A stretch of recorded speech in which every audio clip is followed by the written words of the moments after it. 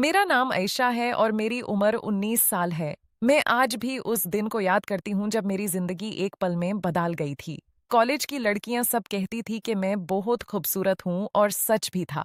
जब भी कोई लड़का मुझे देखता, मैं खिलखिला के हंस पड़ती। मेरे दोस्त वार्निंग देते थे, आयशा ऐसा मत कर, एक दिन बड़ी मुसीबत में फंस जाएगी। पर मुझे क्या, मुझे तो लड़कों की नजरों में खुद को खूबसूरत फील होता था। उनके साथ बातें करना, हंसी मजाक करना, सब में मजा आता था। घर पे पापा घर से ड्रॉप करते थे, लेकिन उस दिन पापा बाहर गए हुए थे। मैंने सोचा, अब मैं बड़ी हो गई हूँ, कब बुक कर ली। मम्मी बहुत घबरा रही थी। बेटा, अकेले कैसे जा रही है? दिल डर रहा है।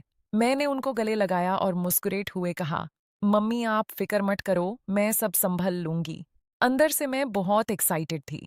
शॉर्ट स्कर्ट पहनी थी, बग उठाया और कब में बैठ गई। ड्राइवर के सामने वाली सीट पे बैठ गई। उसने मेरे पैरों की तरफ देखा। मुझे गुदगुदी सी होने लगी। मैंने सोचा, ये भी तो मजा है ना। रास्ते में मैं किताब निकाल के पढ़ने का बहाना करने लगी, पर उसकी नजरें बार बार मुझे छू रही थी। फिर कुछ देर बाद मुझे एहसास हुआ कि यह रास्ता कॉलेज का नहीं है।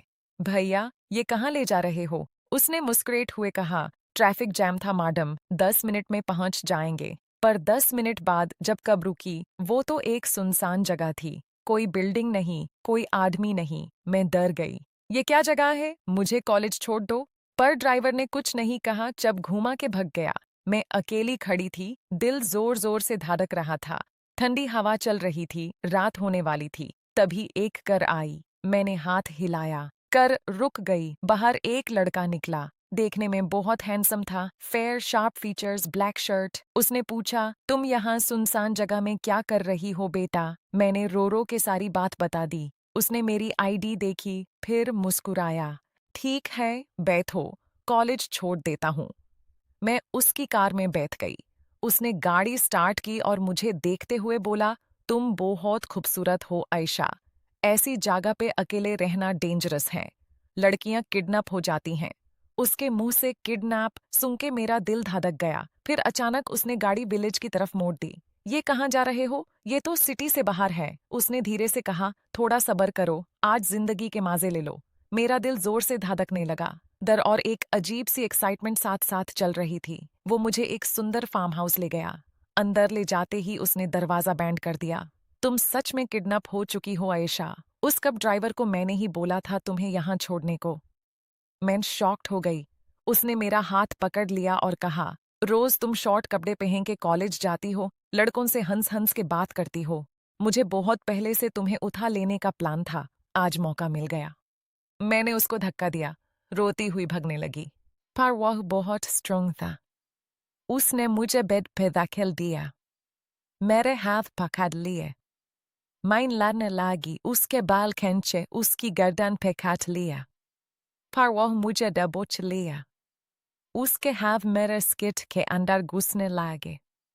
मैं मदहोश होने लगी। शरीर में अजीब सी करंट दौड़ने लगी। मैं रेसिस्ट कर रही थी, पर उसके टच ने मुझे कमजोर कर दिया। उसने मुझे बेशुमार चूमा। मैं रो रही थी। आंसू बह रहे थे। जब उसने मेरे आंसू देखे तो रुक गया। फिर धीरे से मेरे आंसू अपने होठों से पोंछने लगा। उस पल मैंने उसको कस के पकड़ लिया। मैं खुद नहीं समझ पा रही थी कि क्या हो रहा है। उसने मुझे प्यार से चूमा और बोला, मैं तुम्हें तकलीफ नहीं देना चाहता, वही पर मजबूर था। रात भर हम दोनों एक दूसरे के करीब रहे। उसने हद पार नहीं की। सुबह उसने चाय बनाई, मेरे लिए नाश्ता किया। मैं उसके सामने बैठी थी। तब उसने सच बता दिया, मेरा नाम राजीव है। मेरी बहन उर्मिला थी तुम्हारे भाई की गर्लफ्रेंड। उसने उसका फायदा उठाया, प्रेग्नेंट किया और छोड़ दिया। मेरी बहन ने बहुत रोई, हाथ जोड़े, पर तुम्हारा भाई नहीं मना। वो शर्म से न जी सकी और सुइसाइड कर ली। उसके हाथों में मेरी बहन ने सांस छोड़ी थी। ये सुन के मैं तो पाथर बन गई। आंसू बहने लगे। मैं ये सब नहीं जानती थी राजीव। उसने कहा, मैं चाहता था तुम्हें भी वैसा ही टूटने दूं जैसा मेरी बहन टूटी थी। पर जब तुम रोई, जब तुमने मुझे गले लगाया, मेरी सारी नफरत पिघल गई। तुम बेकसूर हो, आयशा। उस रात के बाद हम दोनों बदल चुके थे।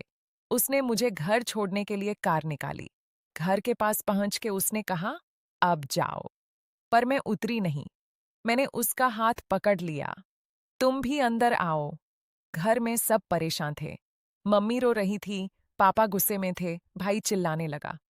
जब राजीव अंदर आया और सब सच बताया, तो घर में सन्नाटा छा गया। मैंने मम्मी को गले लगाते हुए कहा, माँ, उसने मुझे जबरदस्ती नहीं की। जब उसने अपनी बेहां की कहानी बताई तो मैंने खुद को उसके हवाले कर दिया। अब मैं राजीव से प्यार करती हूँ। राजीव ने मेरी तरफ देखा, उसकी आंखों में आंसू थे। आयशा, मैं भी तुमसे प्यार करने लगा हूँ। मेरी बहन की वजह से तुम्हें तकलीफ दी, माफ कर दो। मेरा भाई चिल्लाया, मैं तुम दोनों को कभी साथ नहीं होने दूंगा।